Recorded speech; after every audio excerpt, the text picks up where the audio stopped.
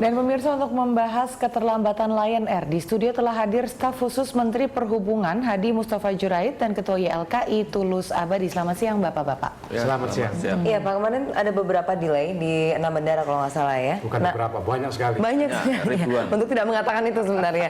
Ya Pak Tulus Abadi, pertanyaan pertama sebenarnya. Ada berapa aduan nih Pak total?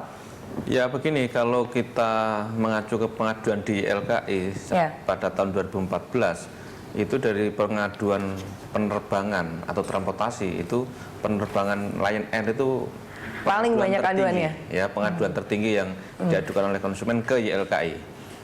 Itu masalah delay otomatis, kemudian masalah bagasi yang hilang, kemudian refund tiket yang sulit, dan transfer penerbangan. Jadi sebenarnya baik pada konteks yang diadukan YLKI maupun secara kasat mata yang sering terjadi, itu wajar kalau Lion Air itu sering dijuluki lead of our nature itu. Jadi saya kira seperti itu. Cuma ironisnya dan tragisnya, respon dari pihak manajemen Lion Air itu selalu minim. Atau make people late gitu ya? Ya, tidak pernah merespon dengan baik, bahkan tidak merespon baik pada YLKI yang menerima pengaduan konsumen maupun yang saya baca lewat Kemenhub. Nah, kalau regulator aja dicuekin, apalagi yang bukan regulator. Emang dicuekin Pak? We make people fly ya. Jadi saya mungkin boleh cerita sedikit kronologis ya, 3 hari terakhir. Jadi Menteri Perhubungan Pak Yonan itu menerima informasi pertama dari penumpang jurusan Soekarno-Hatta Denpasar pada sekitar pukul 17. Itu termasuk fotonya juga, penumpang sudah mulai terlantar. Maka saat itu juga diinstruksikan ada 2 orang direktur, yaitu Direktur Keamanan Penerbangan dan Direktur Kelaikan Udara untuk terjun ke lapangan beserta stafnya untuk mengatasi masalah itu.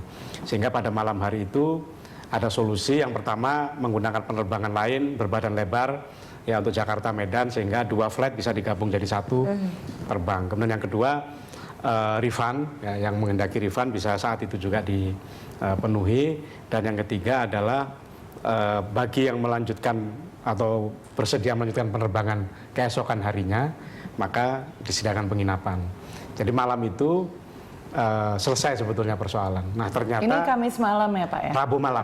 Rabu malam. Nah ternyata kemudian rentetannya adalah sampai pada Kamis pagi kan. Kamis pagi lanjut. Terus kemudian sampai kemarin kan, tadi malam, sampai tadi malam. Saya dan teman-teman perhubungan tadi malam sampai pukul 2 dini hari di Soekarno-Hatta. Nah hari Kamis pagi itu seperti yang dikatakan oleh Pak Tulus tadi, itu betul-betul kita melihat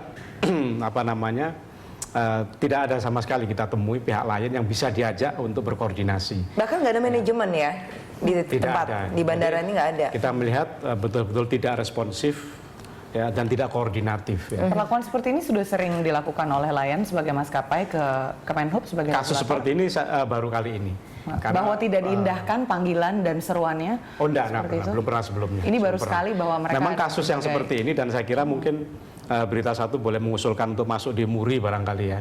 Ini kan luar biasa ini delay yang kemarin itu, dan karena itu kita terjun full tim termasuk Dirjen Perhubungan Udara juga kemarin juga langsung di lapangan. Bebas gitu Mas. Jadi sampai Kamis pagi masih belum ada respon nih dari Lion. Kemudian bukan hanya Kamis pagi, sampai kemudian kita baru bisa koordinasi itu pada pukul 3, ya, pukul 15 ya, dengan manajemen Lion Air itu. Nah, setelah kemudian ada beberapa solusi dengan menyediakan beberapa pesawat tambahan, sehingga kita bisa segera merespon dalam bentuk kita permudah izin rutenya, ya kan, karena ini kan pesawat alternatif tambahan harus dibekali dengan izin rute yang baru. Kemarin sudah ada komunikasi lagi nggak Pak Hadi sama pihak Lion Air ataupun juga dengan manajemen top manajemennya? Ya betul. Sana? Jadi hari berikutnya pada pukul 9 pagi hari Jumat ya kemarin mereka kita panggil. Jadi ada dari pihak kita, kemudian dari Angkasa Pura II, dan ada dari pihak Lion Air. Disitulah kita bersama-sama membicarakan bagaimana mengatasi situasi darurat saat itu. Karena tumpukan penumpang sudah demikian besar, emosinya sudah sangat memuncak, dan sudah cenderung mulai ada gangguan terhadap mengancam keselamatan penerbangan, karena sebagian penumpang sudah masuk ke airside ya, ke apron dan lain sebagainya. Rupanya apa yang terjadi Pak? Sepanjang yang dijelaskan oleh pihak Lion Air, mereka mengatakan bahwa ada 3 pesawat yang tidak bisa diterbangkan karena berbagai katanya ada bird persoalan. strike, kemudian ada maintenance. Ditambah ada 3 lagi yang maintenance. Ya. Nah, Menurut Anda itu masuk akal nggak dari Kemhub ataupun juga otoritas bandara melihat ini seperti apa alasannya? Secara umum ya, karena kita belum menginvestigasi hal itu, memang kita ini adalah sebuah tanda tanya. Ya, Lion itu punya pesawat 93 unit ya, pesawat dengan berbagai macam 103 pesawat ya, 81 siap dioperasikan. Nah, kemudian kenapa hanya dengan problem itu kemudian terjadi sebuah. Nah, ini yang terus terang kita juga belum mendapatkan jawabannya. Besok kita akan panggil lagi pihak manajemen Lion Air pada hari Senin ya, untuk kita banyak hal yang akan kita gali. Tapi pengalaman Pak Hadi untuk 6 pesawat yang tidak dapat dioperasikan atau ada kendala, kemudian delay-nya bisa jadi multiplier efeknya berhari-hari dan berjam-jam, dan yang terbengkalai puluhan mengefek juga ke maskapai lain, normal nggak?